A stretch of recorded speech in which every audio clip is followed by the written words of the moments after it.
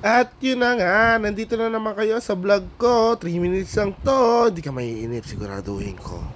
At kung follower kita, manood ka lang at baka ikaw ay isa mapili sa ating mga lucky subscribers. Ayan o, nandito pa pala si Blue, yung dati nating car. Buhay pa pala siya dyan, hindi pa natin nabibigay. Saka ito si Manong Lakers. Uy, ito si Manong Lakers. Kilala nyo ba si Lakers? Ito yung sikat na nagbabiral sa Facebook, yung nagdi-dribble gamit ng maliit na bola tapos sumushoot. Ayan na si Manong. Oh, abuda, bida. So, pag ititreat mo nga naman ang pamilya mo, so ititreat mo na rin ang buong kamag-anak nyo. Eto kami, let's go! Pasok kami sa Sky Ranch, let's go! Pila-pila lang. Tapos nakita namin dito si Green Man ng Baguio, hindi, ng Sky Ranch. Naggagaya din siya, nag-ano din siya yung wik. Kaso medyo payat nga lang si Kuya. Tapos nandito rin si Batman. Oy Batman, anong ginagawa mo dyan? Sinong hinahanap mo? At si Spiderweb.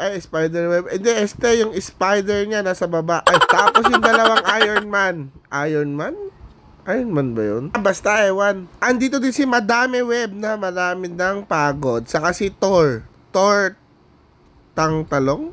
Ewan. So, eto na nga, sasakay na nga kami sa roller coaster. Ay, hindi roller coaster yan. Ibigyan pala yan Sky Eye. O, Sky Eye. Sky Eye sa Sky Ranch. Alam nyo na noong unang sakay ko dito, para yan tili ko dito. Pero this is the second time, so matapang na ako. Di na ako takot. Hindi na mukhang scared si Ninong. So, ilan kami ngayon dito nag-iikot sa treat or treat. Happy Halloween!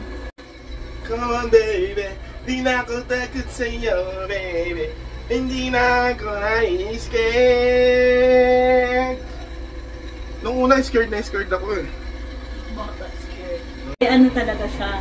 Yung andar talaga nito. Hindi na siya nakakatako. Hindi yung ano yun?